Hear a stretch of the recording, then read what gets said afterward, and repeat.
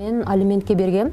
Жана 5 жыл бою эч өндүрө албай. Ошондо 30 000 баланын жыл сайын төрөлгөн балдардын атасы жок. Мен кайра сот департаментине кайрылгам, бирок эч кандай иш-чаралар аткарылган эмес. Айтат элем, мен 5 кол бирдей эмес, ар кандай сот аткарышар болот экен, алар үчүн өзүм кечирип сурайм сизден. Тайне, тайта, чоң ата, чоң апа болобу, аларга дагы же жакын туугандарга дагы кайрылып, ушул мыйзам боюнча алиментти өндүрсө болот. Аялына эрегичип атайын, ошол аялына берип аткансып атайлап төрөшпөйт да.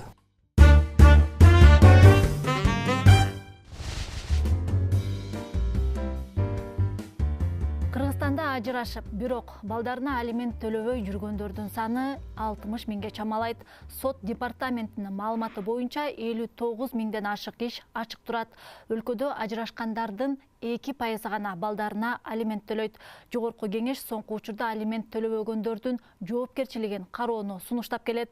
Бүгүн эже сиңдилер берүүсүндө дал ушул алимент маселеси, аны өндүрүү жолдорун жана балдарына каралашпагандарды жазага тартуу ыкмаларын талкуулайбыз. Эфирди мен Наргиза Асекова алып барамын. Студияга келген коноктор менен тааныштырып өтсөм, Жогорку кеңештин депутаты Айсулуу Мамашева, сот департаментинин адиси Азамат Курманбеков, Айсулуу Айтимбетова, алимент өндүрө албай жүргөн айым, ошондой эле Айжан Жуманалиева, юрист. Саламатсыздарбы, биздин студияга кош келиңиздер. Биздин эфирди Айсулуу айым, сизден баштасак, сиз жолдошуңуз менен канча жыл жашадыңыз? Кийин ажырашкандан кийин алимент өндүрүү канчалык татаал болду, айтып берсеңиз. Мен 2012-жылы турмушка чыккам. Жана 2013-жылы балалуу болгонбуз. 2016-жылдан баштап 2 жолго түшүп, ошол убактан баштап мен алиментке бергем. Жана 5 жыл бою эч өндүрө албай, жана ал кишини сот аткаруучулар таба албай жүрүшкөн. Андан тышкары 2021-жылдан баштап мен баламдын майыптуулугуна чуркап, жана көп иш-чараларды кылгандыктан сот аткаруучулардан дагы көп тоскоолдуктар жаралган. Кээ бир сот аткаруучулары, мисалы үчүн менден ошол карызды өндүрүп берсек, бизге кайрадан кэшбэк кайтарып бересиң деген дагы сунуштар келген десем болот. Ажырашкандан кийин ошо өзгөчө уулуңузду багууда кандай кыйынчылыктар пайда болду? Анткени сиз жалгыз багуучу болуп калдыңыз да, каржылык жагынан маселени кантип чечип жаттыңар? Ата-энемден башка эч ким жардамлашкан киши жок болгон. Андан тышкары мен өзүм дагы ошол убакта иштебегендиктен, мага мисалы үчүн бир благотворительный фонддор же мамлекет тарабынан дагы эч кандай жардам болгон эмес. Мен өзүм жалгыз ушу балам менен реабилитацион центрлерге кайрылып, специалисттерге, доктурларга кайрылып гана өзүм эле ушул жолдо жүргөм деп эсептесем болот. Жана азыркы учурда мисалы үчүн менин балам 12-ге чыкты.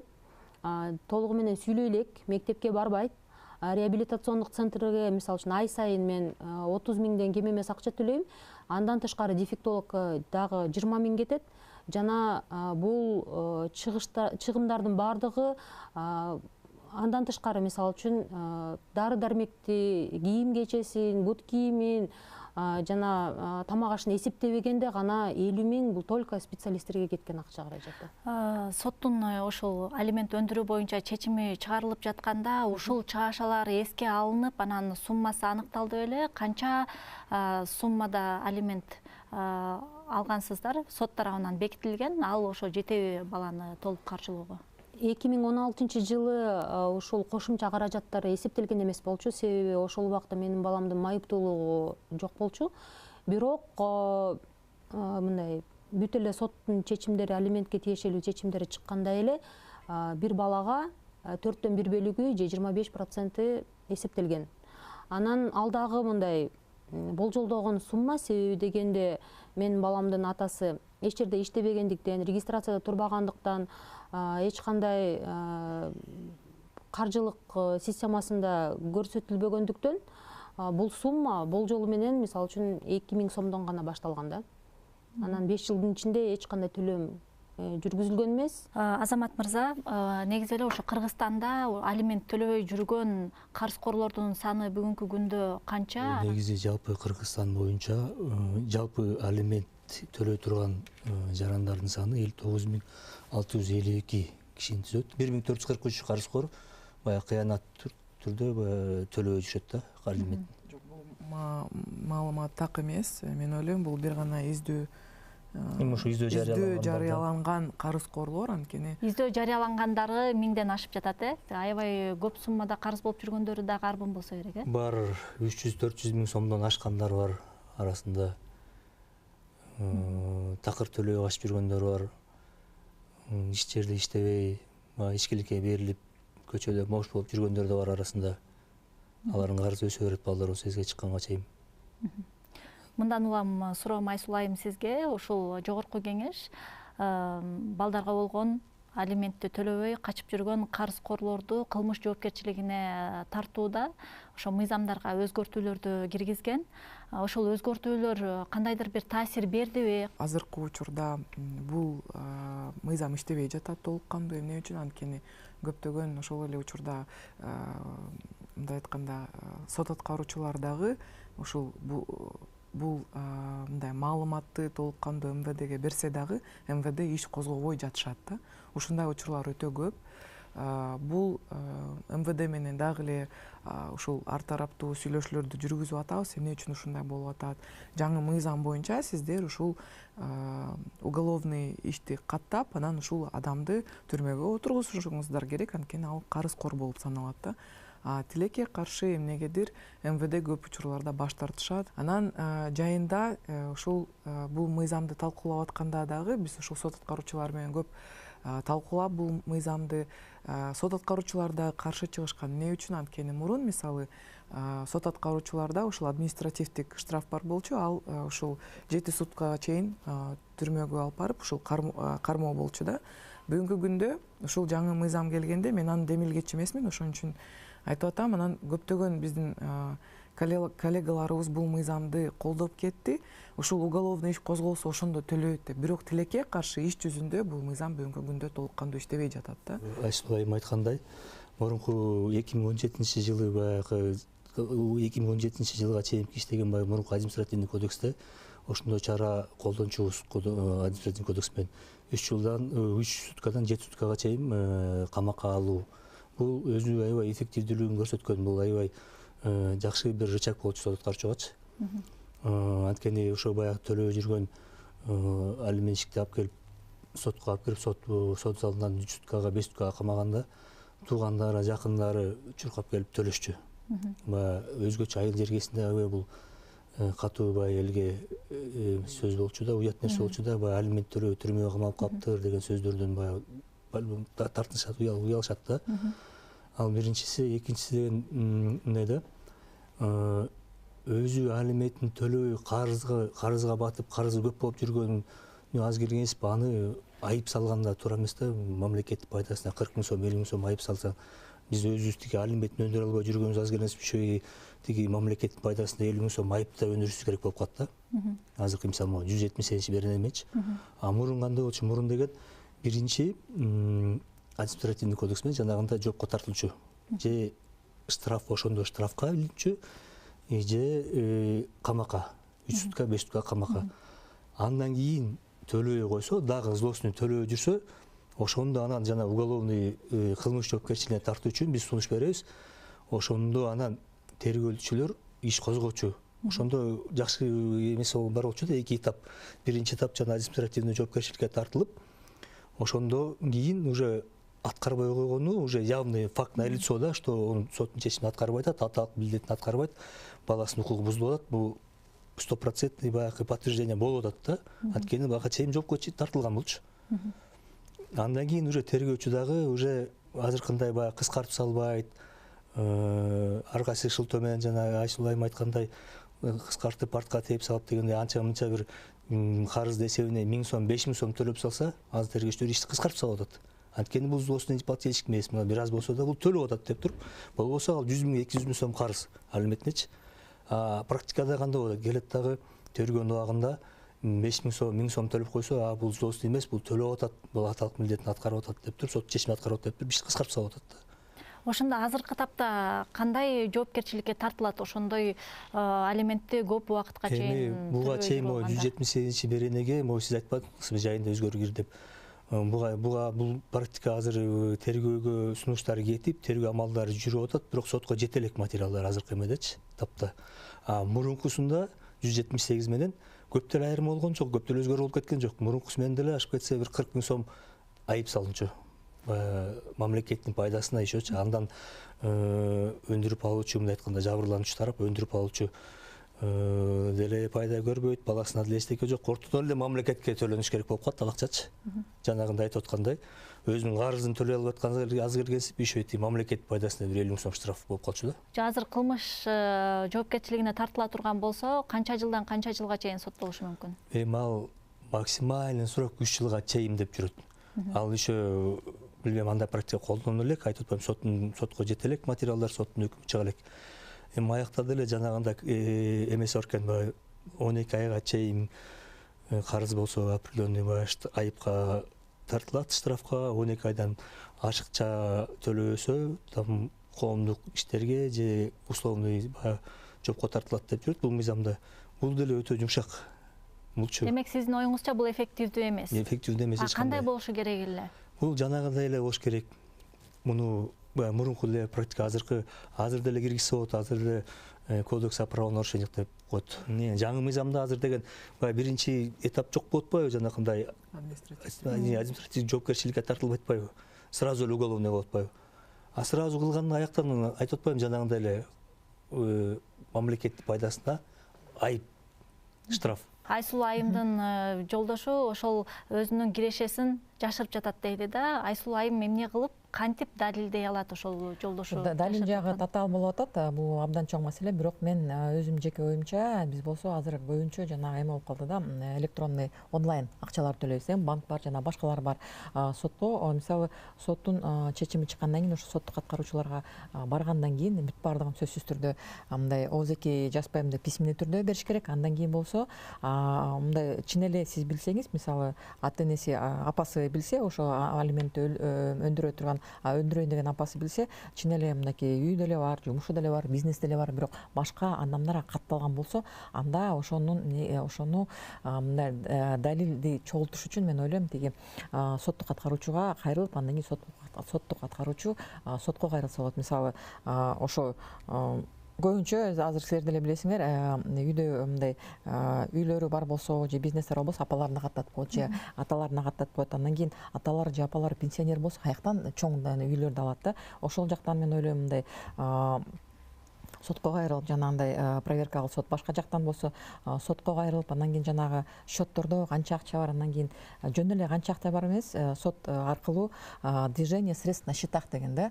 Мисалы, Мбанк менен көптөр азыр мындай жумуш кылат да, баардыгы эле Мбанк аркылуу жана ошо мисалы 1 жылдын ичинде же 2 жылдын ичинде ошол банковский счетто кандай мындай төлөмдөр болгон, канча акча келген, канча чыккан, бул деле бир жагынан далил да.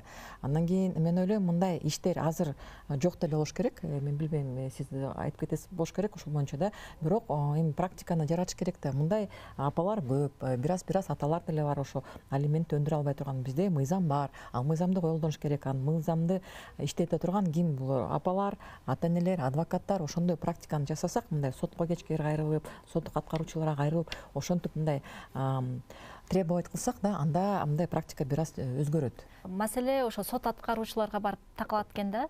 Сот аткаруучулардын саны жетишпей жатабы, же алар өзлөрү жакшы натыйжалуу иштебей жатышабы? Эмне үчүн мынакей бул жакта Айсулуу Айым дагы айтып калды, ошол акча үмүттөтүп ордунан жылбай койгон да учурлар болот экен. Бул боюнча сиз кандай комментарий бересиз? Эмне үчүн жанагындай кирешесин жашырган учурда деле сот аткаруучулар сотко кайрылса болот экен? Эмне үчүн ушундай бир алгылыктуу иш мындай жүрбөй жатат? Биринчиден жанагы акча сурап талап кылып атат дегениңиз боюнча эми айтат элем, эми 5 кол бирдей эмес, эми ар кандай сот аткаруучулар болот экен, эми алар үчүн өзүм кечирим сурайм сизден. Жүктөм боюнча, эми сот аткаруучулар боюнча ооба чындыгында азыр республика боюнча сот аткаруучулар өтө аздык кылып атат азырчы. Сот аткарчыларда жалгыз гана алимент эмес иштери. Сот аткарчыларда көп иштер бар. Жарандардын пайдасына акча каражатын өндүрүү, мыйзамсыз курулуштарды бузуу, баланы алып берүү, жанакы мамлекеттик органдардын түзгөн протокол штрафтарын өндүрүү, бул өтө көп жүктөмдү болот да. Мисалы, азыркы тапта ар бир сот аткаруучуда аткаруусунда кеминде эле 1,5 миңден аткаруу өндүрүшүп турат да. Анын ичинен бир 150-300 алимент болот. Ана мындай физически деле жүктөмдү деле мындай эсептеп көрсөң, бир айда 20 күн болсо, 20 күнүн ичинде ошондо аткаруусунда турган 300 алименттин баарына бир күндө бирден чалганда деле, мындай айткандачы, 5 мүнөттөн чалганда деле физически жетишпейт да. Мындай эле бөлүштүргөн колдо турган бир ишке, мисалы бир аткаруу иш келгенде, ошого 5 кагазды ачып, 5 адреске жибергенге деле, мындай физически эле санап келгенде деле, ар бир ишке бир мейли 10 мүнөттөн бөлгөндө деле аябай көп болуп атат да. Чын-чынында бул нагрузка өтө чоң. Анан силер жана айтып кетпедиңерби, сот аткарчыларга чалбасаң карабайт. Ооба, чын-чынында келгенде ошондой. Анткени баягы иштин көптүгүнөн, жүктөмдүн көптүгүнөн эгер алименттер да каралбай калган моменттер бар.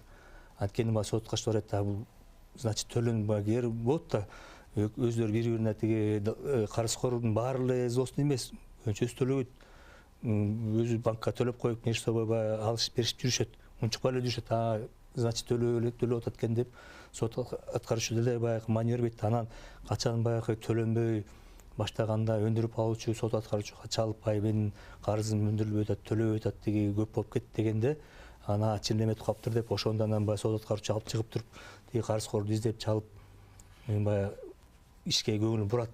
Бирок сот аткаруучуларга байланыштуу маселе, ушул маселелер бир канча жылдан бери эле созулуп келе жатат да. Эмне үчүн ушул маселе көтөрүлбөй, чечилбей жатат да? Анан мындан улам да ошо карызкорлордун саны көбөйүп жатат, мындан улам жабыр тарткан балдардын саны көбөйүп жатат. Эмне үчүн ушул маселе жогорку кеңеште каралбай жатат? Же болбосо ушул министрликтердин, же болбосо департаменттердин деңгээлинде да көтөрүлбөй жатат? Мен ойлойм, биздин сот аткаруучулардын жумушу чындап эле аябай көп. Чындап эле ушул 6-чакырылышта дагы бул маселени аябай көпкө чейин көтөрүп, ушул биздин министрликтер менен иштешип атып, сот аткаруучулардын санын көбөйттүк. Мурун 220 сот аткаруучу бар болчу Кыргызстан боюнча. Бүгүнкү күндө дагы 100дөн ашуун сот аткаруучулар кошулган. Бирок ушул сот аткаруучулардын жумушу чындап эле өтө көп. Мисалы, Кара Суу областында бир сот аткаруучуга, эгерде Бишкекте, Бишкек шаарында бир сот аткаруучуга 100-150 иш болсо, бир алимент өндүрүү боюнча иш. Кара Сууда 500дөн ашуун, бир сот аткаруучуга 500дөн ашуун ушул алимент боюнча исполнительный лист келет да. Анан элестетсеңиз, бул эмне деген чоң жумуш. Андан тышкары безопасный город көптөгөн айыптарды аткарууга сот аткаруучуларга башына түшөт да. Андан да ошондо 100гө эле көбөйтүлүп жатат алардын саны. Эмне үчүн ошо керектүү сандагы кызматкерлер кошулбай жатат дейм да. Кайра эле бюджетке көз каранды болуп калат. Азамат мырза, сизге суроом болуп жатат. Айсул айым айтты, жана акча үмүттөтүп туруп алды сот аткаруучулар десе, сиз алардын атынан кечирим сурап койдуңуз. Бирок менин оюмча бул жетиштүү эмес болуш керек. Мындай учурда сот аткаруучуларды дагы жоопко тартыш керекпи? Тартыш керек болсо кандай, кимге кайрылыш керек, кандай арыз жазылышы керек? Анан аны ким кандай кылып көзөмөлдөп туруш керек? Эгерде ошондой факттар болсо, сот аткаруучулар акча талап кылган болсо, азыр жалпы эмеде эле тартипте эле азыр укук коргоо органдары, прокуратуралар бар, ГКМ органдары бар. Жарандардын арызы менен оперативный азыр иштери жүргүзүп коюшат. Эгер ошондой мыйзам бузуучулукка барып атса, ага эч кандай эме жок, аябай жок. Карызкор атайын алиментти төлөбөш үчүн өзүнүн дарегин өзгөрткөн. Анан оштон мисалы үчүн өзгөнгө өзгөрткөн. Мен өзгөндөгү сот аткаруучуларга кайрылган убакытта алар болсо макул эжеке, мен сизге жардам берейин деп ошол карызкордун дарегине кайрылганда тууган болуп чыгышкан мисалы үчүн. Андан тышкары коррупционный схемадан тышкары мондай мужская солидарность деген дагы түшүнүк бар. Анан мага ошол эле сот аткаруучу чалып, эжеке сиздин бетиңиз жок экен, алиментти кайсы бетиңиз менен сурап атасыз деп дагы ушундай кайрылуулар болгон да. Сиз ушул боюнча ошо прокуратурага же башка жака арыз менен кайрылып көрдүңүз беле? Мен кайра сот департаментине кайрылгам. Бирок эч кандай иш чаралар аткарылган эмес. Болгону жөн эле мага маалым каттар эле гана келген. Анын үчүн дагы өзүнчө 2 пакет менин сот департамент менен жазууларым, перепискаларым турат. Биз айтып атабыз, мынакей сот аткаруучулар жетишпейт, тигиндей жетишпейт. Андан кийин ушундай фактылар болот. Эми бүт бардыгын эле мындай бүт ишканаларда эле ошондой фактылар бар. Бирок анда мындай ошол жака бараткан, иштеп аткан адамдарга айтыш керек. Анда иштей албасаң, анда барбагыла. Анткени силер өзүңөр тандайсыңар да ушул ишти. Мисалы мен ака барбайм, анткени мен билем алардын ишин. Мен өзүмдүн кесибимди өзүм тандап, өзүм биякта иштедим. Ал жакта мындай кыла албасаң, тигиндей албасаң, эмне үчүн анда барасың? Анткени силер болсо ошо биздин акчабызга иштеп атасыңар. Биздин акчабызга биз салык төлөп атабыз. Андан кийин ошо силер жакшылап иштесин деп ошо соттун жана чечимин аткарсын деп, андан кийин соттун чечимин аткарсын деп ушундай ата-энелер барып ошол жака жардам сурап атат. Андан кийин 1 жыл сурайт, 2 жыл сурайт, 3 жыл сурайт. Бул жактан не только материальный зыян, бул жактан моралдык жактан зыян канча келет? Айсул айым, ушундан улам силерге суроо болуп атат. Биздин ушу көрүүчүлөргө пайдалуу маалымат дагы болуп калсын. Өзгөчө балдары бар апаларга ошо соттук териштирүүлөр жүрүп жатканда мыйзам боюнча кандай артыкчылыктар каралган, аны кантип колдоно алышат? Ошол жеринен көбүрөөк токтолуп айтып берсеңиз. Бүгүнкү күндө ушул жогорку кеңеште мен демилгеген бир мыйзам ушул экинчи окууга кетти. Бул ушул өзгөчө балдары бар болсо, ата-энелерге бекер юридикалык жардам берилет да, мыйзамдуу түрдө ушул мамлекет тарабынан. Тилекке каршы, эгерде ушул жалгыз боо эне бар болсо, бекер юридикалык жардам берилет. Бирок ушул свидетельство о рождении, ушул атасынын аты жазылып калса, анда бекер юридикалык жардам берилбейт. Эгерде ушул социальный незащищенный слойго кирбесе дагы бекер юридикалык жардам берилбейт. Ошон үчүн өзгөчө балдардын ата-энелерине бекер юридикалык жардамды камсыздап, ушул мыйзамды жазып бүгүнкү күндө экинчи окууда болуп атат. Ошол эле учурда көптөгөн апалардын бир маселеси, чогуу жашап жүрүп мүлкү пайда болсо, ошондо сотко кайрылганда дагы мындай взнос төлөшүң керек да. Ушул взностон дагы төлөбөш үчүн өзгөчө госпошлинаны төлөбөш үчүн өзгөчө балдардын ата-энелерин дагы госпошлинаны төлөбөсүн деген мыйзамга толуктоолорду киргизип атабыз. Карызкорлор ошо алиментти төлөбөй жатканда анын жакын туугандарынан ошол акчаны өндүрүп алуу деген сунуштар дагы айтылып жүргөнүн билебиз. Бул жаатта кандай иштер аткарылып жатат? Бүгүнкү күндө ушул үй бүлөлүк кодексте андай мүмкүнчүлүк бар. Эгерде ушул Айжан айым айтып кеткен бул маселе боюнча, эгерде чындап эле карызкор төлөй албаса, жумушум жок, үйүм жок, машинам жок, бирок ошол эле учурда апасынын атасынын мүлкү бар болсо, сөзсүз түрдө ушул тайне, тайта, чоң ата, чоң апа болобу, аларга дагы же жакын туугандарга дагы кайрылып, ушул мыйзам боюнча алиментти өндүрсө болот. Анткени тилекке каршы көп учурларда кыргыздарда эгерде үйлөнгөндөн кийин бүткүл мүлкүн ушул жакынкы туугандарына каттап коюшат да. Кантип эми ошол жол-жобосун айта кетсеңиз? Ушул арызды жазып, ушул арызда ушул атасынын мүлкү жок экен, жумушу жок экен, бирок ошол эле учурда апасыныкы бар, атасыныкы бар, аларга ушул арызды жазса дагы болот. Ошо биздин жана үй бүлөлүк кодексте ушундай атайын статья бар, берене бар, номерин билбейм, бирок ошо чоң апа, чоң атадан да ошо алиментти өндүрсө болот. Ал жакта болсо, мисалы ата-энеси ошо алиментти төлөбөсө, анан төлөгөнгө мүмкүнчүлүгү жок болсо, ошондо гана кайрылыш керек депчи. Бирок бул жакта мен ойлойм, жана шарты ошондой эле, жана ата-энесине кайрылгандан кийин ата-энеси төлөбөсө, же мүлкү жок болсо, тигинси жок болсо, андан кийин ошо соттук аткаруучудан справканы алып, андан кийин ошо чоң атасына, чоң апасына же тайнесине энесине кайрылса болот. Андан кийин бирок ал жакта семейный кодексте, үй бүлөлүк кодексте мындай өлчөмү жазылган эмес да, же жарым солуу, же 25%. Ал жакта жөн эле ошо общий түрдө ошо апасы менен чоң атасынын, чоң апасынын же тайнесинин, тай атасынын мындай материалдык жагдайларына, мүмкүнчүлүгүнө карап ошону өндүрүнөт. Эми мен мындайды көп мындай практикада жок, бирок мен ойлойм аны колдонуш керек. Анткени үй бүлөлүк кодексте бар, андан кийин мыйзамдуу түрдө деле ошолдун негизинде сотко кайрылып, доо арыз менен өндүрсө болот. Азыр тактап кетейин. Сот аткаруучуга эмес, сотко деп мындай турат тактап койсоңуз, анан эртең тиги жарандан бара келип алып тиги сот аткарышыга каршы сот аткаруучу мындай төлөнбөй атат, алимент төлөнбөй атат деп карыздын расчетун баарын чогултуп берет. Анан ошондон кийин баягы үй бүлөлүк кодексинин баягы сиз айтып аткан беренелердин талаптары боюнча анан сотко кайрылыш керек. Ошонун негизин чогултуп, анан кийин далилдерди чогултуп, анан сотко кайрылып, жана доо арыз менен мен ойлойм бул механизм жакшы механизм, ошону колдонуш керек.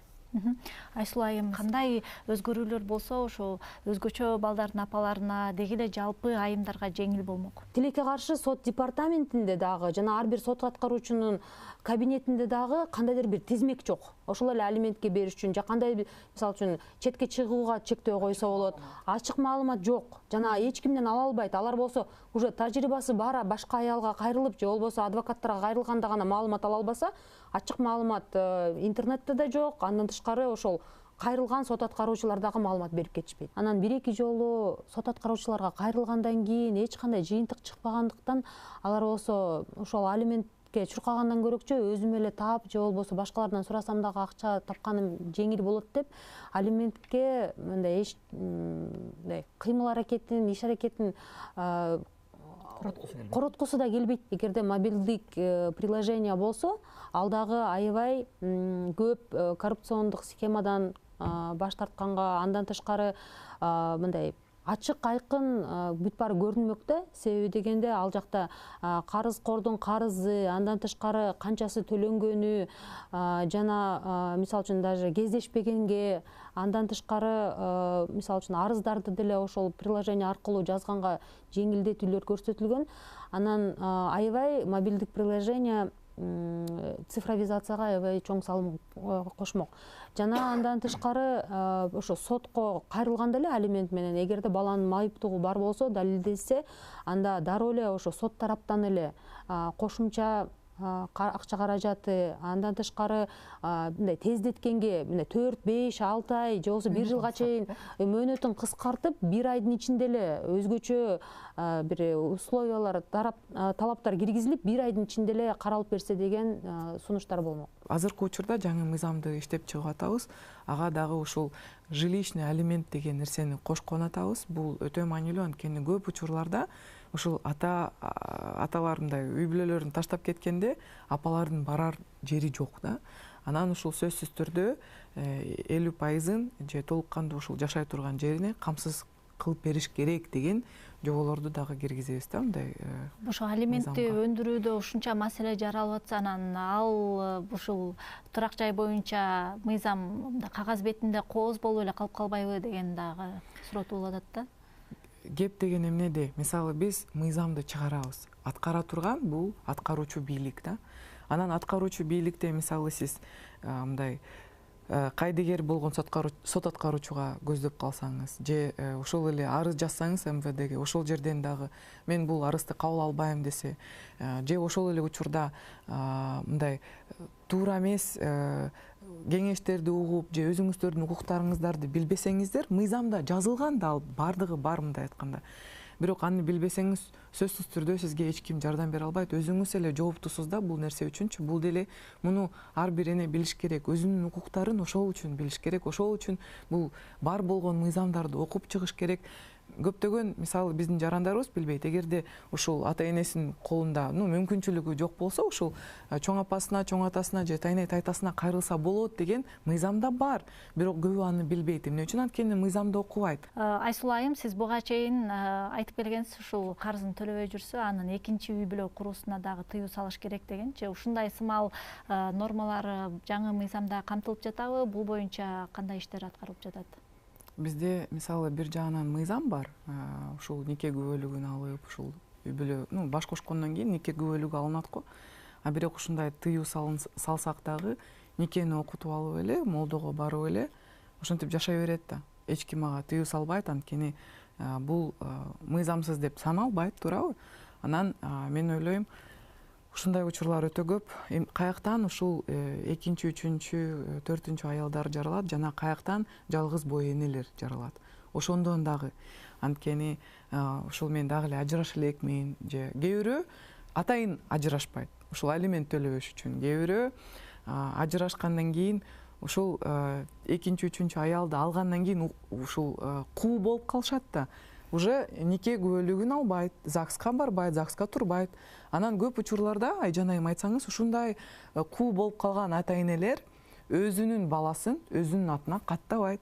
Жалгыз бой эне бол, ушул эле жакшы, сен мага ишенесиң го деп көптөгөн учурларда ар кандай алдоо жолдору бар. Анан аны биз жок дей албайбыз. Анан элестетсеңиз, ушул жыл сайын 130 000 бала төрөлсө, 130-135 000 жылда балдар төрөлөт. Ошолордун 30% атасы жок. Ошондо 30 000 баланын жыл сайын төрөлгөн балдардын атасы жок. Бул бардыгын атасы жок эмес. Бул 2-чү, 3-чү, 4-чү аялдардын балдары бир жагынан. Ушундай куу мырзалардын балдары өзүнүн атын жазбай, анан эгерде таштап кетсе, тилекке каршы айымдар кайра дагы бир тозоктон өтөт да, мындай айтканда. Сотко кайрылганда түз эле алиментке кайрылбай, биринчи ушул аталык укуктарын аныкташ керек. Аны дагы аныкташ үчүн кандай деген чоң талап жана чоң акча кетет. Ошондуктан көп айымдар, ушул жалгыз бой энелер даже сотко барбайт, даже кайрылышпайт. Эмне үчүн? Анткени алар билет. Ал жер точно эч качан бөлүнбөйт депчи. Биздин көп эркектердин түшүнүгүндөчү, баягы карызкорлордун, мен алиментти аялыма төлөп атам деген түшүнүктө эрегишип төлөшпөйт да. Муну эске алыш керек. Бул биринчи очередь бул баланы багуу үчүн өндүрүлгөн акча да. Баланы багуу үчүн аялына, жубайына өндүрүлгөн акча. Анан көпчүлүк учурларда аялына эрегишип атайын, ошо аялына берип аткансып атайлап төлөшпөйт да. Сот департамент толугу менен санариптөө системасына өтсө, анда ушул атасы сот департамент аркылуу акчасын ушул алиментке төлөдүм деп жөнөтүп турса болот да. Кандайдыр бир посредник болуп ортосунда, мисалы атасы, апасы, анан ортосунда сот департамент. Ошолор аркылуу бул акчаны жөнөтсө болот. Эмне үчүн? Анткени көп учурларда кээ бир мындай ата энелерде ар кандай болот да. Кээ бирөөлөр мисалы акчаны алып алып, жок мен алган жокмун деп айтышы мүмкүн. Ошондуктан ушул санариптештирүү система боюнча эле, ушул аркылуу эле ушуну жасасак болот эле. Ошол үчүн бул маселени дагы талап кылып атабыз. Ушул Минфинден акчаны таап, ушул сөзсүз түрдө сот департаменти санариптештирүүгө өткөрүшүбүз керек. Эмне үчүн? Анткени ушул бир региондо отуруп башка регионго арыз жазыш үчүн жана ошол эле учурда сот аткаруучу кандай жумушту кылды, ушул иштеп аткан жумушуна жаздыбы же соцфондко кайрылдыбы же тыюу салдыбы ушул выезд боюнча же таптакыр эле иштебей жатса, ушул эле санариптөө система боюнча анда сот аткаруучуга, прокуратурага арыз жөнөтүү деген ушул толук кандуу системаны түзгөнгө аракет кылып атабыз. Бүгүнкү күндө ошонун үстүнөн иштеп атабыз. Ушул тех заданиябыз дагы даяр, бардыгы даяр, бирок акча каражат болуп атат. Чоң рахмат. Биздин эфир соңуна келип чыкты. Бул жакта айтылган кеп кеңештер биздин көрүүчүлөргө пайдалуу болот деген ниеттебиз. Ошо эфирге келип ойлоруңуздар менен бөлүшүп кеткендериңиздер үчүн чоң рахмат. Бүгүн эжесиңдер берүүсүндө биз алимент өндүрүү жол жоболорун талкууладык. Эфирде мен Наргиз Айсекова алып бардым. Көрүшкөнчө.